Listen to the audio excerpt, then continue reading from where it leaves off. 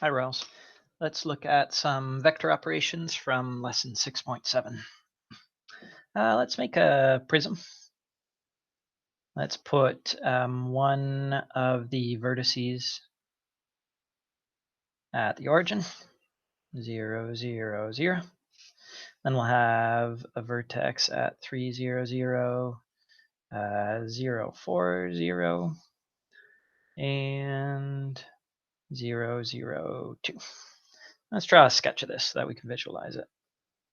So, right hand rule, let's go positive x, positive y, positive z. Let's see if we can keep this to scale. That'll be 3, 0, 0. This will be 0, 4, 0. This will be 0, 0, 2. Okay. And that way I could say that the three vectors, OA, OB, and OC could define the edges. The only problem with doing that is that if OA, OB, and OC define the edges of this parallelepiped, then the parallelepiped is not going to be labeled in cyclic order. It's impossible. Okay. So here's 3, 0, 0. To get this vertex right here, I could say that's I don't know, let's call it D here. I suppose I could say that OD is going to be an OA plus an OB. And notice that an OB is going to be equivalent to an AB, or sorry, an AD. And there is, again, an addition of getting from an initial point to a final point, almost kind of like a chain rule, by linking through an A right there. I think for the addition, though, I'd probably resort to more of doing an OA plus an OB. So it is not difficult to convert from a point being on the terminus of a vector into a vector just given as a triplet. So you can call this an ordered triplet still, because it is 3 numbers that are in an order, but it is not a point right now. It is a vector. And again, this is why you want to have your operations labeled. You always want to announce what it is that you're doing so that your reader understands you're not adding points together. You can't add points. How can you add points? It'd be silly. 0, 4, 0. And what we discovered in the lesson is that adding algebraic vectors is really, really easy. The components of the sum of these two vectors is going to be given by the sum of the components. Now, this is a simple example to sort of illustrate this fact.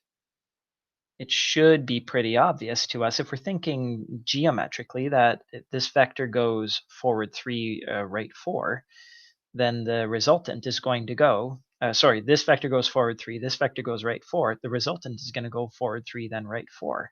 But you don't need to use the Pythagorean theorem to find its magnitude and then use a tangent rule to find its direction. No, just say that it is a vector that is going forward 3, right 4, up 0, and you're done. If this feels a little bit like components of a geometric vector, that is why we can call these not the coordinates of a vector. Vectors don't have coordinates. Points have coordinates, but this isn't a point. It's a vector. Vectors have components. Okay, this is 3 I hats plus 4 j hats plus 0 k hats. Let's find the body diagonal. I guess I want to draw the rest of this prism here. I think for the purposes of this example, I've decided to label D, what did I put? I don't know, it doesn't really matter.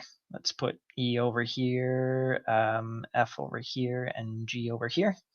And let's find this body diagonal. I guess it would be OG, wouldn't it? OG is going to be given by OA plus OB plus OC.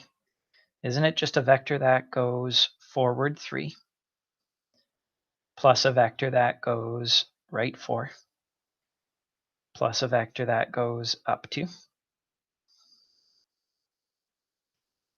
If you're asked to show all steps, make sure you show this step in between. But the reason why I want to make sure that we understand how simple this is so that you don't need to show all of those steps. I mean, if this is algebraic, then for sure you're going to need to show the addition. But let's just call this the vector 3, 4, 2. Now, if you're not sold on the algebraic vectors in 2 dimensions, then think about this in 3 dimensions. Again, how would you report the magnitude? Well, you could do 2 Pythagorean theorems to get that magnitude. And then how would you report that direction? You could try memorizing those cosine direction laws, or figuring out some sort of angle on your own. Or you can just say it's a vector that goes forward 3, right 4, up 2. That defines a direction and a magnitude. It doesn't tell you the direction and the magnitude. But it defines the direction and the magnitude. It defines the vector, OG. Okay. Let's show that OA plus AG is going to equal OG. If we can just use this fact, I wasn't even looking at the diagram when I put this together. What is it that I'm doing? OA plus AG equals OG. Okay. I suppose this could help me find one of the face diagonals if I wanted to. I could isolate for AG and say that it's going to be OG minus OA. We don't need to worry so much about subtraction of algebraic vectors. You don't need to have an addition of the opposite or worry about how to draw the triangle. No, let's just take the components. OG 3, 4, 2 minus OA. What's an OA? An OA is 3, 0, 0. And I hope this was visible to you again before I wrote this out, that the vector AG is a vector that goes right 4 and up 2. And when you're subtracting these corresponding components, 3 minus 3, 4 minus 0, 2 minus 0, yes, it is that easy. That's all you have to do. To add 2 vectors, you add their components, their corresponding components. I guess, sorry, let's say to subtract 2 vectors, the subtraction of 2 vectors is going to be a vector whose components are given by the difference of the corresponding components. I don't want to add the components 4 and 2 together, but I do want to subtract the corresponding y components, or the corresponding number of j hats. Okay. Scalar multiplication is just as easy. Just a random example here. Let's do 2 OBs plus 3 OCs. Do you remember this type of question with geometric vectors where we have kind of need to visualize, okay, there's 1, there's 2, and then I'm going to add 3 of the other vector. And then I've got a cosine law to use or a sine law to use, and have to figure out the general direction relative to the other vectors. Yeah, we don't have to do any of that anymore. How did I define OB? OB is a 0, 4, 0. OC is a 0, 0, 2.